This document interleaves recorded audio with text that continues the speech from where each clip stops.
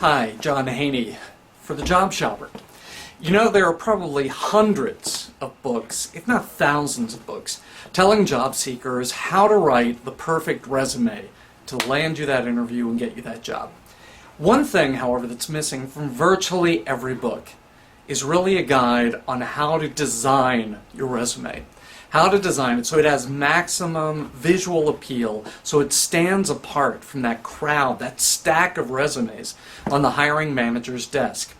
Look, every study that's ever been done of hiring managers and examining what it is they do when they're confronted with a stack of job candidates, and they've got a stack of resumes on their desk, is they pick them up one by one, they take a look, they glance at it 10 or 15 seconds. They get an immediate reaction whether or not this resume, this individual, is worthy of being called in for an interview. Now, if you only have 10 or 15 seconds, you've got to get their attention fast. And one of the best ways to do that is by designing a visually appealing, attractive, distinctive resume so that it gains their attention. One of the easiest ways to make your resume stand apart from the stack of resumes on the desk is to incorporate color in your resume. Not a lot of bold, flashy color, but subtle, distinctive elements of color that make your resume stand out visually and make it pop in that stack of resumes on the desk. For our job search candidate, Tim Kren, we incorporated two colors, a medium blue and an ice blue. And we interspersed those colors throughout the resume. You know, every time there was a date of employment, those dates were in ice blue.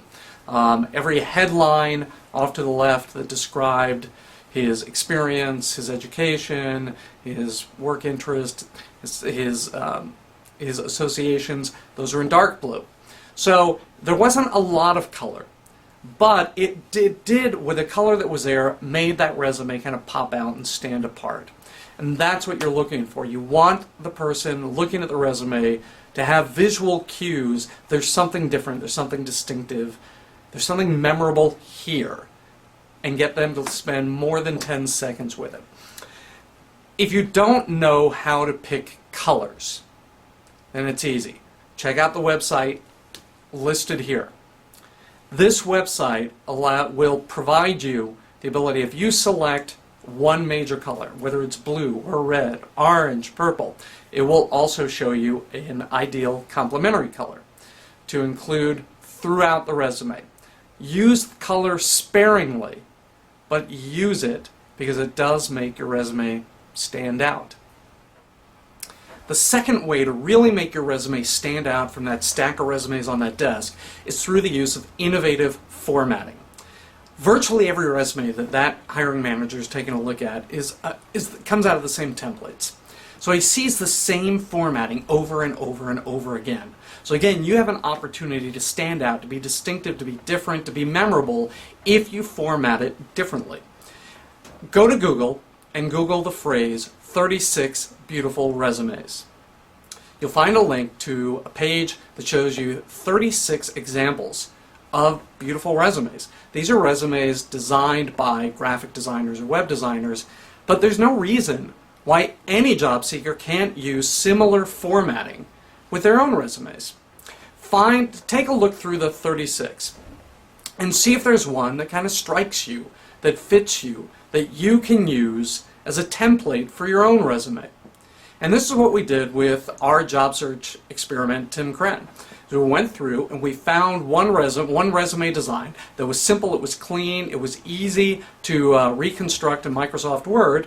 We took that, we incorporated the similar colors, we changed some fonts, we changed some small elements, but what we ended up with was a visual design that was distinctive, it was different, and it popped out of a crowd, out of a stack of resumes. And that's what you're looking to do, is find a way to gain those extra 10 or 15 seconds of attention so that hiring manager examines what's on your page and doesn't just flip to the next candidate. The third way to separate your resume from that stack of resume on the hiring manager's desk is through the use of fonts. And again, put yourself in the hiring manager's chair. They're taking a look through that stack of resumes on their desk, and they're seeing the same fonts over and over and over. The same fonts that Microsoft Word automatically uses its default for every Microsoft Word user. So the hiring manager is looking at Times New Roman or Arial over and over again. So you have a chance to make your resume pop out, again, visually, distinctively, through the use of a different font or a different font set. The resume lends itself to use actually two different fonts. So one font for kind of major headings and the second font for all the copy throughout the resume.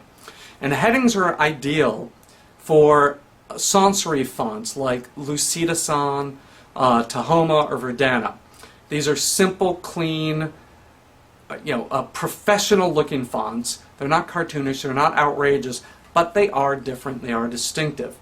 And sans serif fonts are great for headings, but to read the resume on paper, serif fonts like Garamond or Georgia are great, clean, simple, but different from Times New Roman.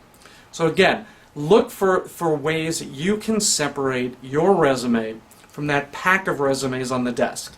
And the three best ways: use of color, innovative formatting, and the use of fonts to make your resume pop, to get attention, to be distinctive, and to gain you an edge in getting called in for the interview. And that's what you want.